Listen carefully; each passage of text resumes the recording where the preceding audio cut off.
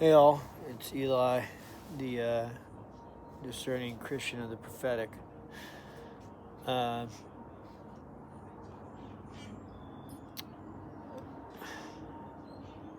I may change the name of my channel. It's not gaining any attention whatsoever. But it's a beautiful day here in Appalachia, in Pennsylvania.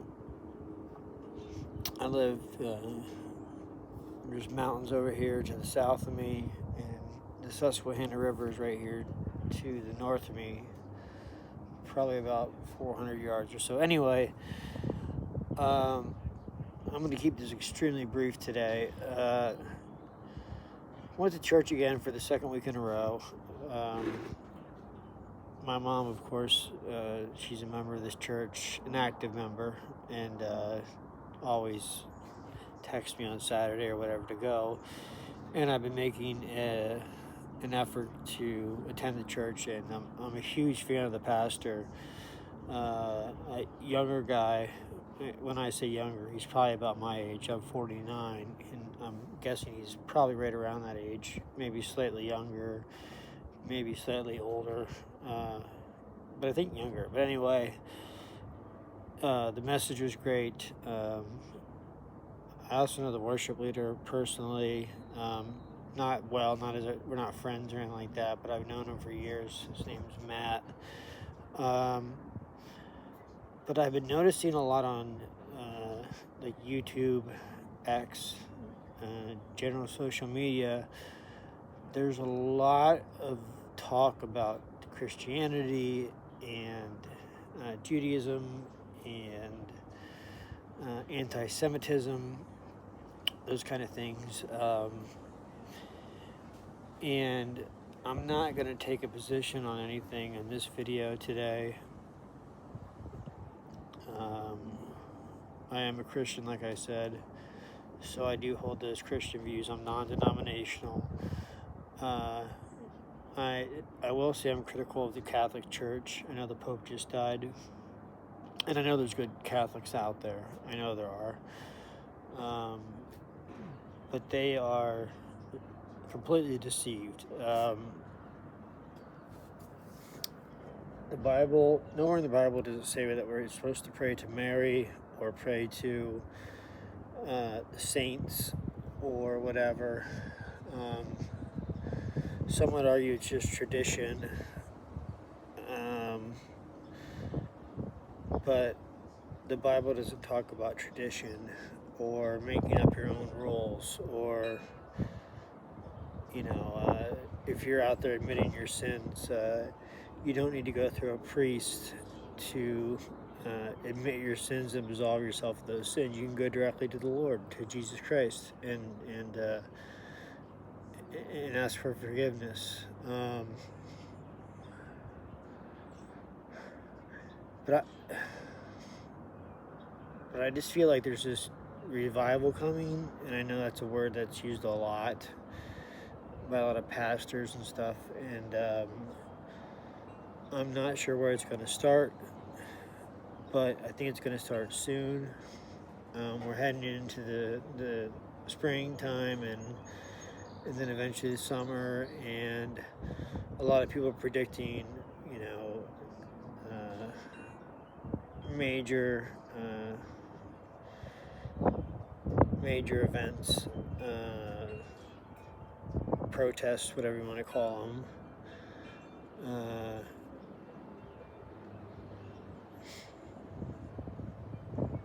But I think it's all irrelevant.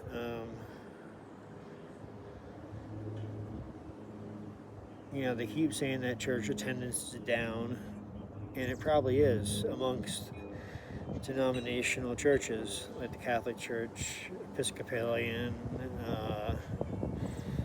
I'm not sure about the Baptists. They always seem to be able to hold their numbers, I guess, but the church that I've been going to with my mother has seen nothing but growth, and she's kind of become an elder in the church in the last year or two. My father, who's a prophet, has been invited to speak a few times, not to prophesy, but just to give a message. This church is growing at an exponential rate. I can't say that word. Exponential. I'm trying to say it the way it's spelled. Exponential is what I'll say. And the first time I attended a church was an outdoor church, an outdoor event at the local park, which is literally a quarter of a mile away from where the church building actually is. And I went with my mom. It was like around Mother's Day in May or something like that. And I wasn't really impressed. Since then, I probably have attended the church 4 or 5 times. It's one of my weaknesses as a Christian, not attending church enough, but I've attended other churches as well. And I'm really, really trying to make an effort to... Man, it's windy out today. Sorry.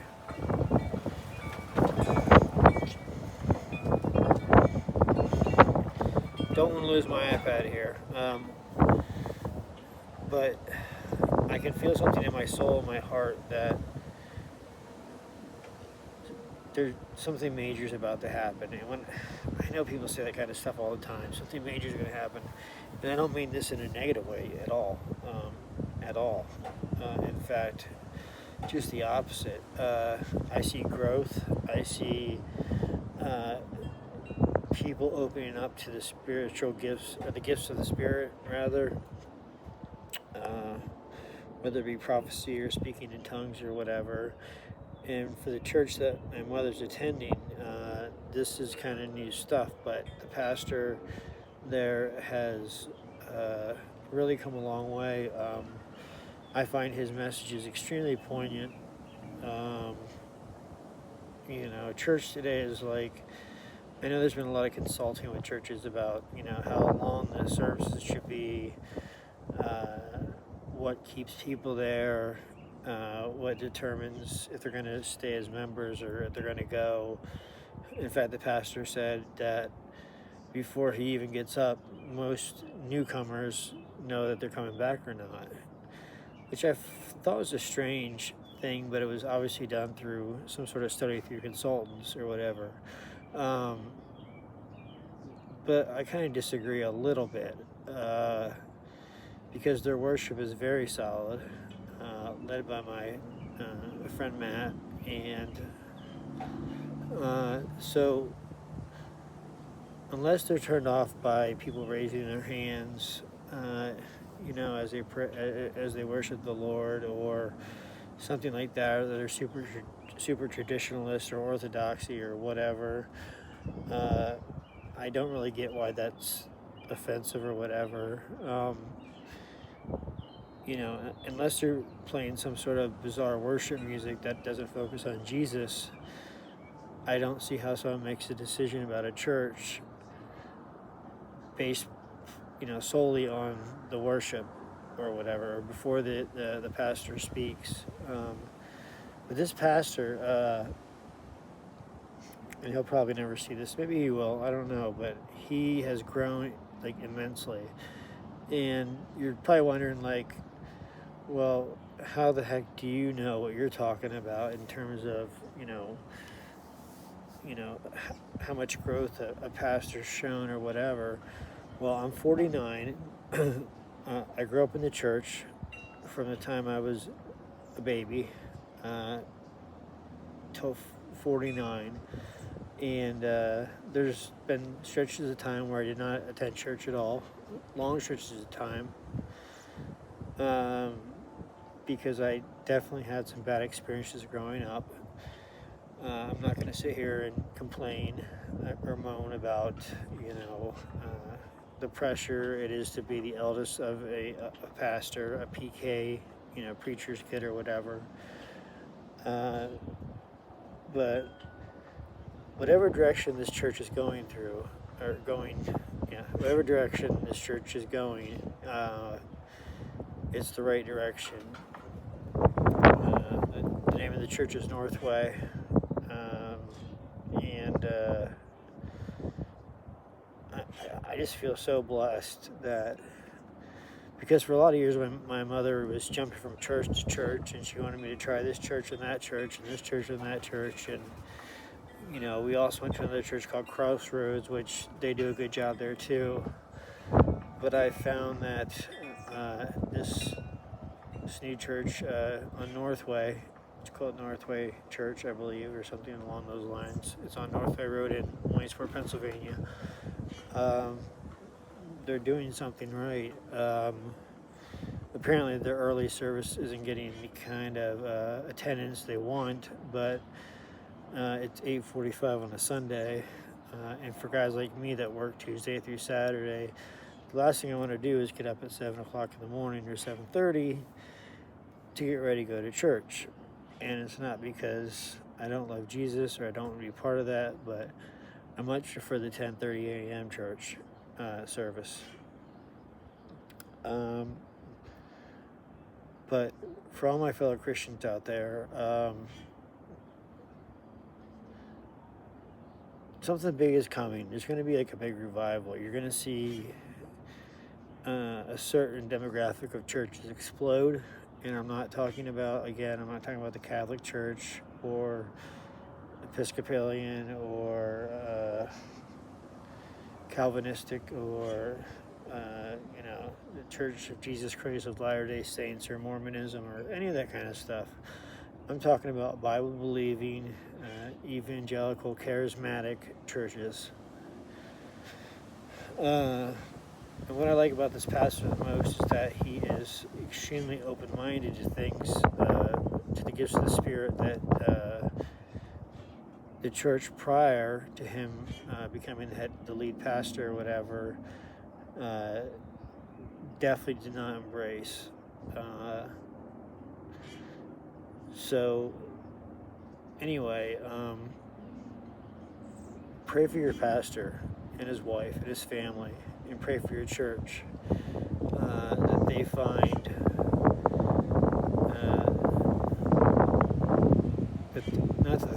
but that they understand and get the gifts of the Spirit, whether that's prophecy, speaking in tongues, raising your hands in church, which I know is not technically a gift of the Spirit, but whatever. But find a church that's growing and not dying. Because those churches that are dying, they're either A, not preaching the doctrine correctly, or B, they're teaching and holding church the same way they did 60 to 80 years ago, which is not attractive to the millennial age or Gen Z or even my generation, Gen X.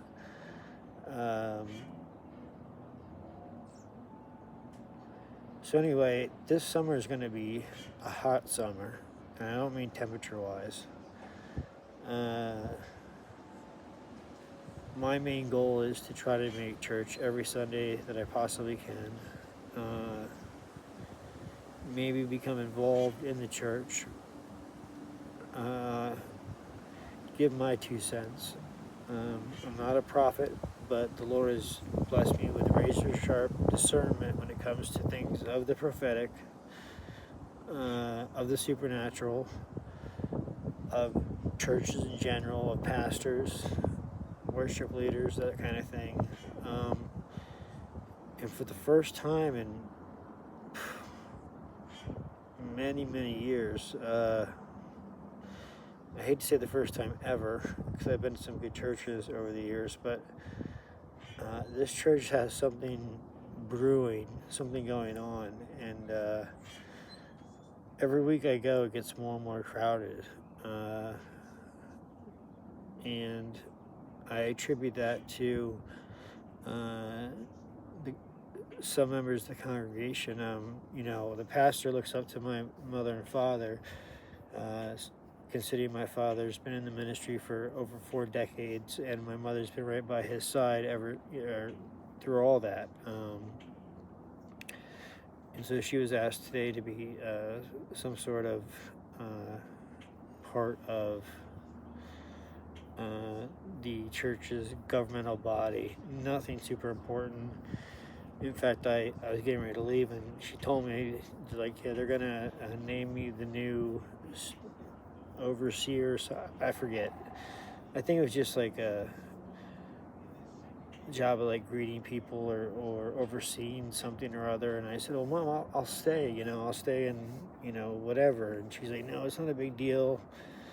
They're just going to make an announcement, and that's about it. It was a quote unquote church business meeting after the regular service, which is supposed to take 10 or 15 minutes or whatever. So I asked her again. I'm like, I'd be glad to stay, Mom, like support you, whatever. And she's like, nope, it's not a big deal, so go ahead. So I left. But so much for the short video.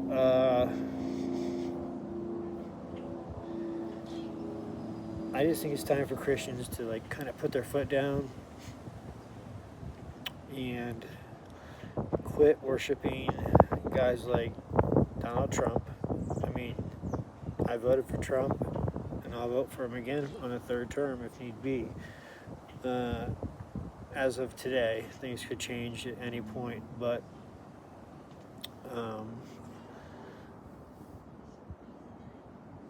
the church failed during the Biden administration because they didn't speak out. And I realize that in at least some states you can't speak politically in church or whatever, or you're going to lose your 501c tax exemption status or whatever. Excuse me, losing my voice. All that being said,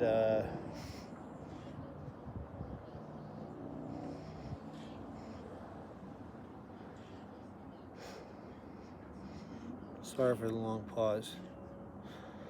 All that being said,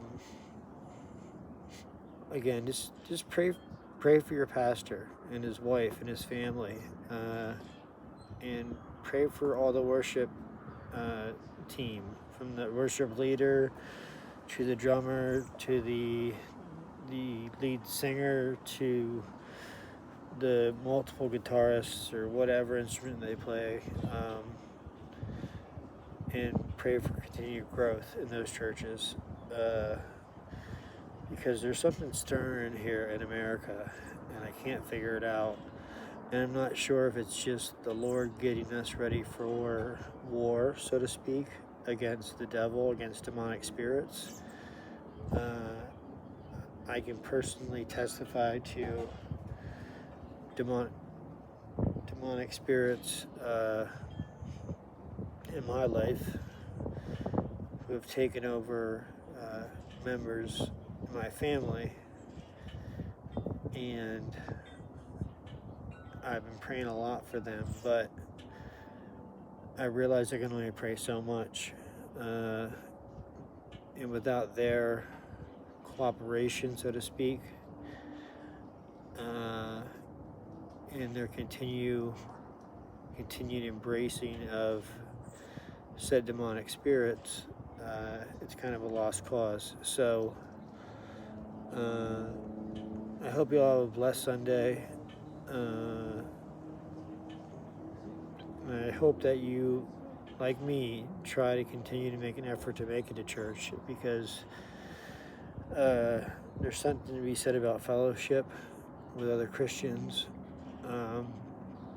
I'm still new to this church. I mean, I've been to, like I said, about maybe a half a dozen services over the past 2 or 3 years.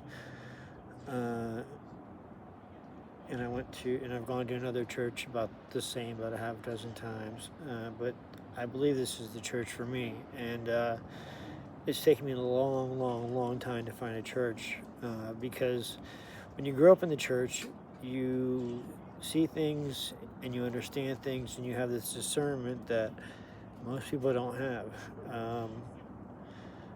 I don't want to say I understand everything about the way a church runs or what they believe in or whatever, but there's definitely I definitely have a unique ability to be discerning